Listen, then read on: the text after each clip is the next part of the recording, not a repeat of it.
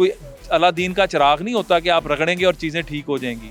वो जो पॉलिसीज बनाई गई, 2 महीने बाद ही मिफ्ता इस्माइल की पॉलिसीज को जो है वो रद्द कर दिया और फिर साग डार साहब आ गए, तो वो पहले क्या ख्याल नहीं था, नहीं एडजस्ट करना था मिफ्ता साहब को, फिर वो आपसे नाराज भी हो गए, पार्टी से भी अलग हो गए। पहली तो बात एक ज़हन में रखिएगा कि मिफ्ता साहब जो है ना वो इलेक्शन लड़कर नहीं आए हुए थे, और जब आप इलेक्शन लड़कर नहीं आते हैं तो आप 6 माह तक तो रह सकते हैं, वरना ये शौकत तरीन साहब के साथ भी यही हुआ था कि उनको सेनेट में लेकर आना पड़ा था। आपको सेनेट का इलेक्शन लड़वा देते। उस वक्त था ही कोई नहीं इलेक्शन, उस वक्त तो कोई इलेक्शन नहीं था।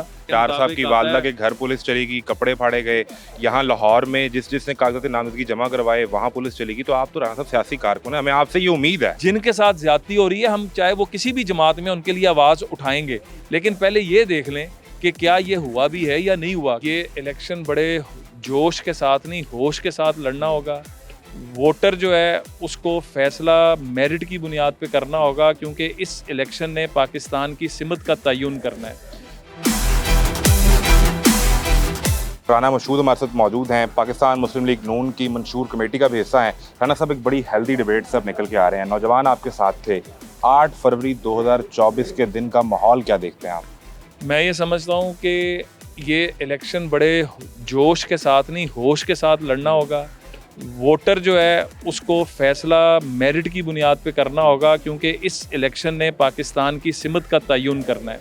और जिन जमातों के मंशूर, उनके ऊपर इम्प्लीमेंटेशन, ये देख के वोटर को फैसला करना होगा।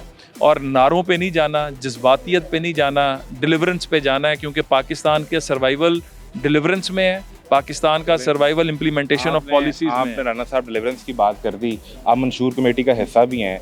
पाकिस्तान मुस्लिम लीग नून हमें 2013 से 18 तक की डिलीवरेंस तो बताती है, लेकिन अप्रैल 2022 से अगस्त 2023 की बात नहीं करती। और नौजवान ये सवाल पूछता है, तो क्या डिलीवर किया उस हुकूमत में शहबाज शरीफ साहब ने, जिसकी बुनियाद पे आप वोट मांगेंगे 8 फरवरी 2024 के लिए? पहली तो बात है कि हम बिल्कुल उसका जिक्र करते हैं, और हमें फ़ख्र है इस बात पे कि वो माहिदा IMF का जो इमरान खान और उनकी हुकूमत करके गए थे, और फिर जिसको सैबोटेज किया गया, जिसके अंदर वो शौकत तरीन साहब की, वो आपने देखा कि जिस तरह वो 2 जो अपने फिनांस मिनिस्टर थे उनको मना कर रहे थे, तो हमने तो पाकिस्तान को दिवालिया नहीं होने दिया। हमने वो पाकिस्तान जो 2022 के अंदर, जिसके अंदर शौकत तरीन खुद कह रहे हैं कि दिवालिया हो चुका हुआ है, हो नहीं रहा, हो चुका हुआ है, उस पाकिस्तान को दिवालिया पने से भी बचाया। और वो पॉलिसीज़ दी जिसमें SIFC का क़याम से लेके, और वो पॉलिसीज़ जिनका अब नज़र आ रहा है कि स्टॉक आपका एक्सचेंज कहाँ पे जा रहा है, आपका पेट्रोल नीचे आ रहा है। सेटअप है ना? नहीं, पॉलिसीज़ किसकी हैं? ये पॉलिसी बिल्कुल, मतलब देखें, कोई अलादीन का चिराग नहीं होता कि आप रगड़ेंगे और चीज़ें ठीक हो जाएंगी।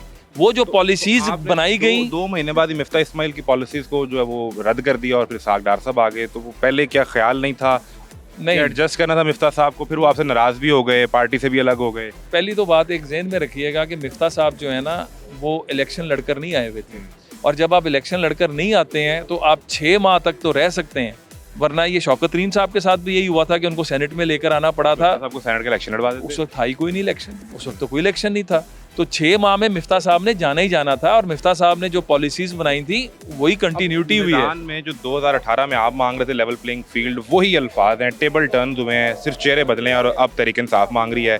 तो बगैर अपने ओपोनेंट के, सियासी मुखालिफ के बगैर अकेले इलेक्शन लड़ेंगे और शेर अकेला धाड़ेगा मैदान में? पहली बात है कि we are not the ones who are calling the shots. Election commission बैठा हुआ है, हुकूमतें, निगरान सेटअप जो आईने पाकिस्तान में डार साहब की वालदा के घर पुलिस चली गई, कपड़े फाड़े गए, यहाँ लाहौर में जिसने कागजात नामजदगी जमा करवाए वहाँ पुलिस चली गई, तो आप तो राना साहब सियासी कारकुन है, हमें आपसे ये उम्मीद है। देखें, पहली बात तो यह है कि जो सियासी कारकुन है ना, उसके हकूक़ के लिए मैं बिल्कुल खड़ा हूँगा, लेकिन जिसने रियासत पाकिस्तान पे और रियासत पाकिस्तान के अदारों पर हमला किया, और उसका वहाँ पर डार की वालदा ने क्या हमला किया? उस्मान डार साहब की वालदा के साथ जो भी हुआ है, देखें इसमें, क्योंकि में दाखिल होकर पुलिस ने गिरबान पे हाथ डाला, तो लें, DPO का बयान आ चुका हुआ है। अगर तो किसी के साथ ज्यादती हुई है, हमने ज़िंदगी में कभी ऐसी सियासत नहीं की है, और ख़ास तौर पे चादर और चार दीवारी के तकद्दुस को पामाल जब मुशर्रफ दौर में किया जाता रहा, जब उससे पहले किया जाता रहा, हम आवाज़ उठाते रहे।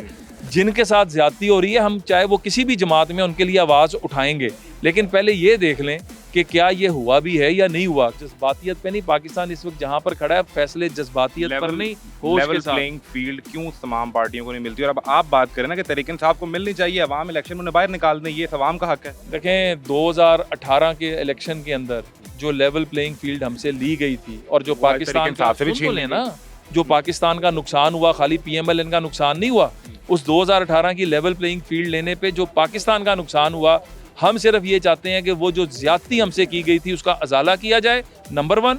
और नंबर 2, जो सियासी वर्कर है और वो इलेक्शन लड़ना चाहता है, PTI के इस वक्त सियासी वजूद के ऊपर भी एक बहुत बड़ा क्वेश्चन मार्क है, क्योंकि उन्होंने वो काम किया एज ए जमात जो तहरीक तालिबान करती है, या वो लोग जो पाकिस्तान की मुखालिफ बलोच तंजीमें करती हैं, इन्होंने वो काम किया। सियासी पार्टी का कायद 4 साल बाद 21 अक्टूबर को वापस आए, बड़ा अच्छा जलसा हुआ, वहाँ आपसे मुलाकात भी हुई।